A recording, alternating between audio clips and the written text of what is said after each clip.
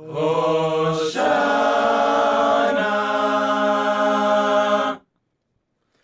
Hoshana. The seventh day of Pesach commemorates Kriyat Yam Suf, the story of Bnei Yisrael traveling through the Dead Sea on the dry land, on the Red Sea on dry land, and the Egyptians pursuing us from behind, and ultimately meeting their doom as the waters crashed down upon them. When Yitro heard what had transpired, he says to Moshe, Ata yadati ki gadol Adonai mikol Elohim. Now I know how great God is.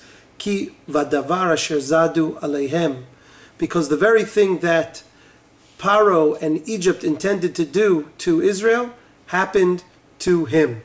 As Rashi says, Damul avdam b'mayim vehem nevdu b'mayim, that the Egyptians had intended to drown Israel in water in the Nile, but in the end it was they who were drowned.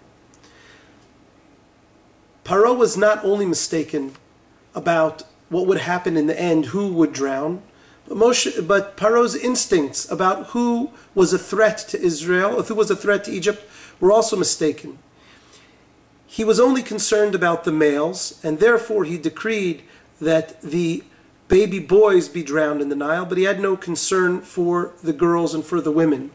But in fact, it was the women who stood behind all that transpired in the beginning of the story of Yetziat Mitzrayim. It was the mialdot, the midwives, who refused to follow Pharaoh's orders. It was Moshe's mother, Yocheved, who defied the decree, and his sister Miriam, who stood and watched him by the water until he was drawn out by the very arms of Pharaoh's own daughter and saved. And ultimately, it is of course Moshe who leads Bnei Yisrael out of Egypt. But not only the plans and not only Paro's concerns are backwards, it seems, according to the Torah, but his whole outlook seems to have been mistaken.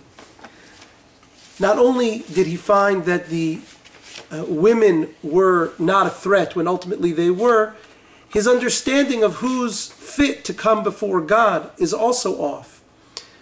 When Moshe comes before Paro and asks to take Bnei Yisrael out so we can worship God in the desert, Paro wants to know who's going. And when Moshe says we're all going, Paro's response is, Lochen, lechuna gvarim, let the males go, v'ivdu et Adonai ki ota atem mivakshim. It's only the men that must be important in your worship, not the children and not the women. Fascinating, when the day of worship that is set by God in the Ten Commandments and repeated throughout the Torah, Shabbat, over and over the Torah emphasizes that everyone must worship God on Shabbat. Ata uvincha uvitecha avdecha v'amatcha, you and your sons and your daughters and your servants and the stranger, everyone needs a day of worship. Finally, the priesthood that existed in Egypt under Paro also seems to be in direct contradiction to the priesthood that the Torah sets up. Egyptian priests were in charge of preparation of the dead bodies for their voyage into the next world. Of course, Kohanim in the Torah can have nothing to do with death. And finally, Paro's priests were landholders that in the end of the book of Genesis, Joseph can't touch. Our priests in the Torah, of course, get no inheritance in the land. They're to be supported by the people.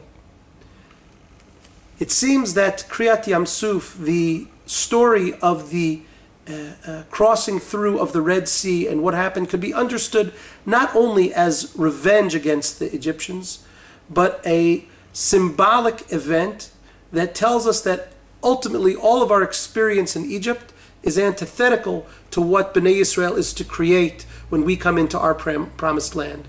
And that is a society where each individual is valued regardless of age or gender, where the leadership's job is not to use its power to hoard more power, but to take people towards life and to bring them towards greater sanctity. Chag Sameach.